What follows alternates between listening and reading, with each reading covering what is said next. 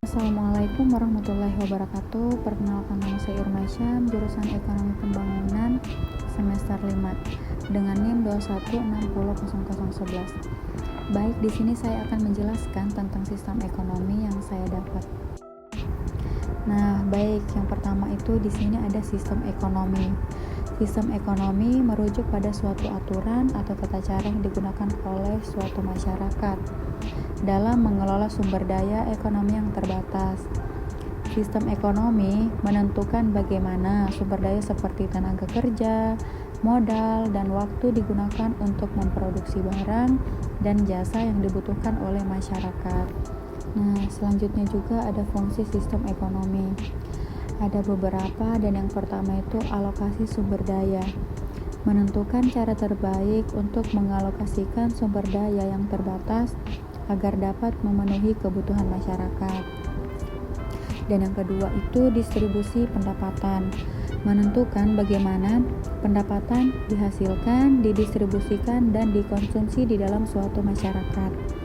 Dan yang ketiga itu koordinasi kegiatan ekonomi, menyelaraskan aktivitas ekonomi dari berbagai sektor dan agen ekonomi agar dapat mencapai efisiensi. Dan yang keempat itu stabilitas ekonomi, menyediakan kerangka kerja untuk mencapai stabilitas ekonomi termasuk pengendalian inflasi dan pengangguran. Dan yang terakhir itu pengembangan ekonomi, yang memberikan landasan bagi pertumbuhan ekonomi jangka panjang melalui investasi dan inovasi. Dan di sini juga ada jenis-jenis sistem ekonomi. Terdapat 4. Yang pertama itu ekonomi pasar atau market ekonomi, dan yang kedua ekonomi terencana atau planned ekonomi, dan yang ketiga ekonomi campuran atau mixed ekonomi, dan yang terakhir ekonomi tradisional atau tradisional ekonomi. Nah guys, selanjutnya juga itu ada teori sejarah Marxis dan analisis Leninisme dan Maoisme. Marxisme adalah teori politik dan ekonomi yang dikembangkan oleh Karl Marx dan Friedrich Engels. Leninisme adalah pengembangan dari Marxisme yang dilakukan oleh Vladimir Lenin yang menekankan pada revolusi proletar dan pembentukan negara sosialis. Sementara itu, Maoisme adalah ideologi komunisme yang dikembangkan oleh Mao Zedong di Tiongkok, yang menekankan pada peran petani dalam revolusi dan pembangunan sosialisme. Marxisme-Leninisme merupakan falsafah politik bergagaskan Marxisme dan Leninisme yang bertujuan mengakaskan negara sosialis lantas memajukannya. Maoisme seperti yang disebutkan, dia agak berbeda, dan Marxisme-Leninisme yang diadopsi oleh bekas UN Soviet Mao Zedong menyatukan berbagai filsafat kuno dari Tiongkok dengan Marxisme yang kemudian ia sebut sebagai Maoisme.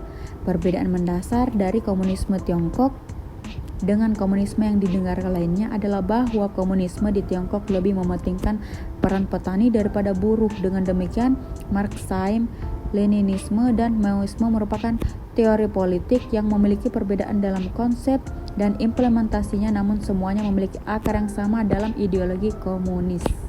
Selanjutnya juga ada sistem ekonomi demokrat. Sistem ekonomi demokrat adalah suatu bentuk sistem ekonomi yang diintegrasikan dengan prinsip-prinsip demokrasi politik.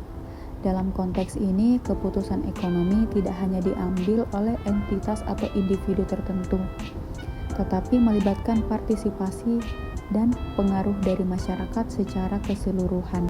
Dan selanjutnya juga itu sistem ekonomi kapitalis.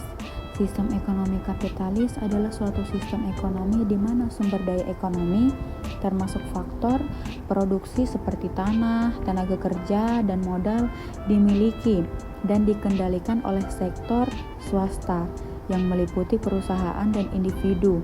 Dalam sistem ini, keputusan ekonomi seperti apa yang diproduksi, bagaimana produksi dilakukan, dan bagaimana hasilnya didistribusikan, sebagian besar diatur oleh mekanisme pasar. Selanjutnya juga di sini itu ada ciri-ciri dan lembaga sistem ekonomi kapitalis. Beberapa ciri sistem ekonomi kapitalis itu ada beberapa, dan yang pertama itu hak kepemilikan swasta. Dan yang kedua, pasar yang bersaing. Ketiga, kebebasan ekonomi. Keempat, tujuan keuntungan. Dan yang terakhir, peran terbatas pemerintah.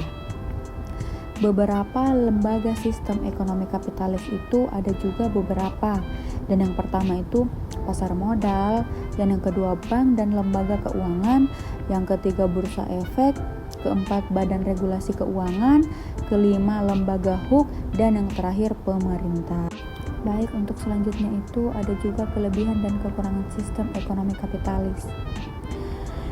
Dan kelebihannya itu sistem kapitalis cenderung lebih efisien dalam menggunakan sumber daya dan mendistribusikan barang, membuat tiap individu menjadi lebih kreatif dan memiliki daya saing, pertumbuhan ekonomi yang cepat karena adanya persaingan pasar, terdapat penghargaan pada kerja keras individu dalam bisnis. Sedangkan kekurangan dalam sistem ekonomi kapitalis itu cenderung mendorong ketimpangan ekonomi, menghasilkan eksploitasi dan ketidakmerataan distribusi kekayaan, dapat menghasilkan kerusakan lingkungan. Baik, selanjutnya itu ada sistem ekonomi sosialis dan ciri-cirinya. Sistem ekonomi sosialis adalah sistem ekonomi yang diatur oleh pemerintah. Pemerintah bertanggung jawab atas kegiatan perekonomian sepenuhnya. Sistem ekonomi sosialis juga disebut dengan sistem ekonomi terpusat. Adapun beberapa ciri sistem ekonomi sosialis, dan yang pertama, alat-alat produksi seperti uang dan bentuk lain dari modal atau kapital dimiliki oleh publik lewat pemerintah. Dan yang kedua, sistem ekonomi yang banyak atau cenderung berpihak pada kepentingan kaum marginal. Dan yang ketiga, kaum elit berusaha sendiri karena dianggap memiliki kemampuan untuk mencapai kesejahteraan. Baik, selanjutnya juga itu ada kelebihan dan kekurangan sistem ekonomi sosialis.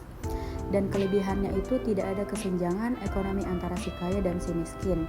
Karena distribusi pemerintah dapat dilakukan secara merata, pemerintah juga dapat lebih mudah melakukan pengaturan terhadap barang dan jasa yang akan diproduksi sesuai dengan kebutuhan masyarakat.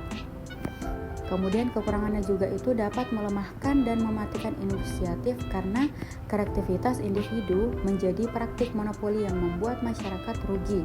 Tidak adanya kebebasan masyarakat dalam memiliki sumber-sumber daya yang ada. Selanjutnya juga ada sistem ekonomi campuran. Sistem ekonomi campuran adalah sistem ekonomi yang menggabungkan elemen-elemen dari sistem ekonomi pasar dan sistem ekonomi komando.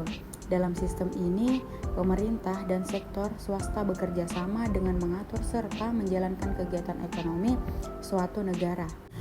Dan ada juga sistem ekonomi dualisme. Sistem ekonomi dualisme merujuk pada keberadaan dua sektor ekonomi yang berada secara signifikan dalam suatu negara atau wilayah. Dua sektor tersebut biasanya memiliki karakteristik dan struktur ekonomi yang sangat berbeda satu sama lain, baik dari segi teknologi, produktivitas, gaji, maupun peluang ekonomi. Sistem ini menciptakan ketidaksetaraan ekonomi yang mencolok antara sektor yang maju, modern dengan sektor yang tertinggal dan tradisional. Dan selanjutnya juga ada sistem ekonomi Indonesia. Sistem ekonomi Indonesia adalah sistem ekonomi campuran yang didasarkan pada Pancasila dan Undang-Undang Dasar 1945. Sistem ini menggabungkan prinsip-prinsip ekonomi liberal dan terpusat. Ciri-ciri sistem ekonomi tradisional adalah belum punya adanya pembagian kerja dari setiap sektor perekonomian. Hubungan antara masyarakat bersifat kekeluargaan, berpusat pada sektor agraris, teknologi masih sangat sederhana, dan teknik produksi dipelajari secara turun-menurun. Dan ada juga sistem ekonomi kerakyatan. Sistem ekonomi kerakyatan adalah sistem ekonomi yang pelaksanaannya didasarkan pada kepentingan dari kemakmuran rakyat. Sistem ini bertujuan untuk mewujudkan kedaulatan rakyat dalam bidang ekonomi. Sistem ekonomi kerakyatan mengacu pada pasal 33 Undang-Undang Dasar 1945. Sistem ini diharapkan dapat memberikan manfaat untuk bersama, bukan hanya bagi salah satu pihak saja. Konsep kebersamaan dan gotong royong dijadikan sebagai landasan dalam penerapan ekonomi kerakyatan. Masyarakat mempunyai peran aktif dan penerapan ekonomi. Dan selanjutnya perencanaan ekonomi dalam sistem di USA, Eropa Barat dan Jepang. USA sistem federalisme, sistem ekonomi kapitalis, 50% lead bank dilaksanakan oleh pemerintah. Sektor publik milik negara mengembangkan sebagian besar teknologi.